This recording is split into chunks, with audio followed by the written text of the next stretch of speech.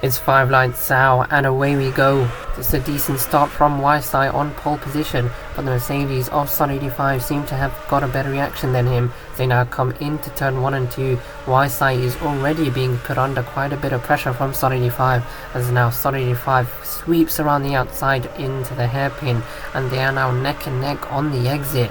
As they now come into the fast right-hander, Sun 85 is just edging ahead of YSI, but YSI goes a tiny bit wide on the exit as they now come onto the DRS straight.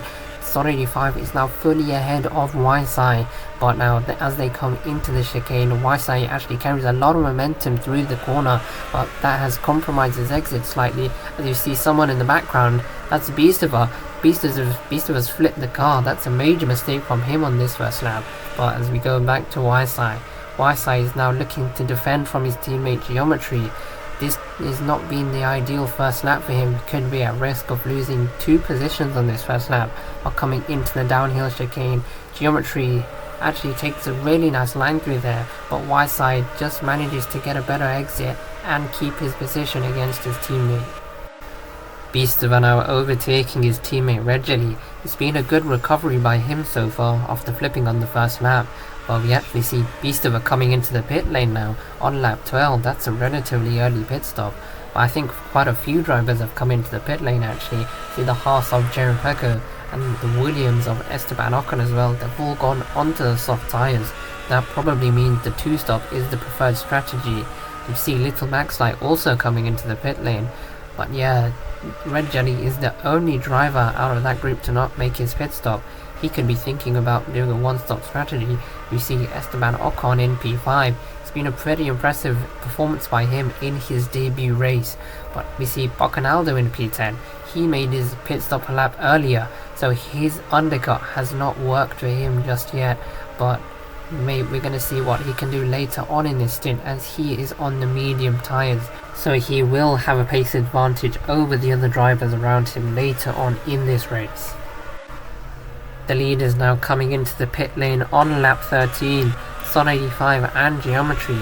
Sun 85 on the medium tyres compared to Geometry on the softs, but as you see Red Jelly also making his pit stop, but interestingly YSI hasn't made his pit stop on this lap. We're going to see how that works out for him in a few laps time, as I think Red Jelly has been undercut by quite a few drivers in that very tight battle for P4. We have around 4 cars within 2 seconds of each other. As you see Klezika leading that train of cars on his old hard tyres. He is still yet to make his pit stop.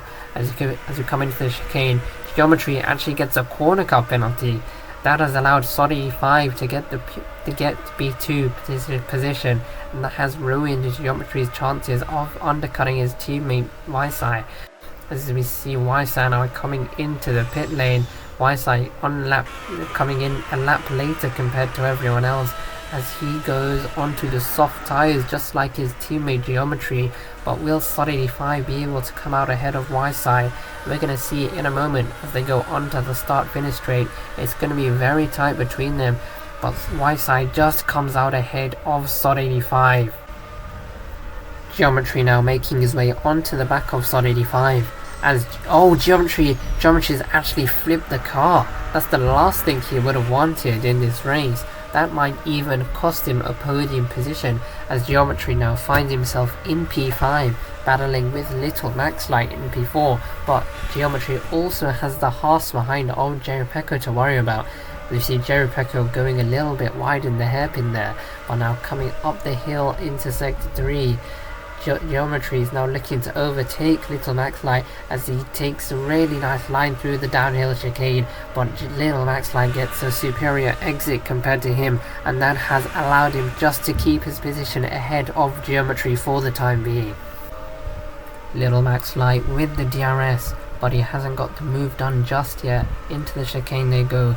Jerry Pecco just doesn't get the power down as well as Little Max Light, and that has now caused him to fall behind Little Max Light, but he still has a chance to fight back as they come into Sector 3 now into the hairpin.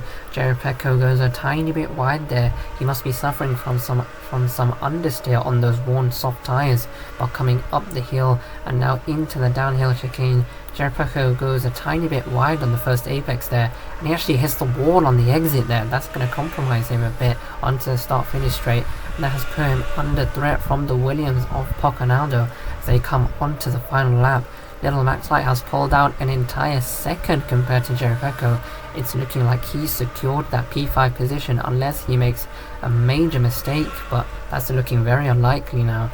And Poconaldo is actually side by side with Jericho on the exit of the hairpin and coming into the fast right-hander. Jericho still maintains his position, but he goes a tiny bit wide on the exit there. While we shift our focus back onto the leader for a moment, Ysai once again showcasing his incredible talent and skill. He's put in a flawless performance once again, and he has been the driver to beat this season, but nobody else has come close to him, and he comes across the line to win his 6th race of the season. And we see Little Max Light still in P5, and but Sod 85 comes home in P2, and the second Ferrari of Geometry coming home in P3, with the Red Bull of Bisova following closely behind him with an impressive recovery.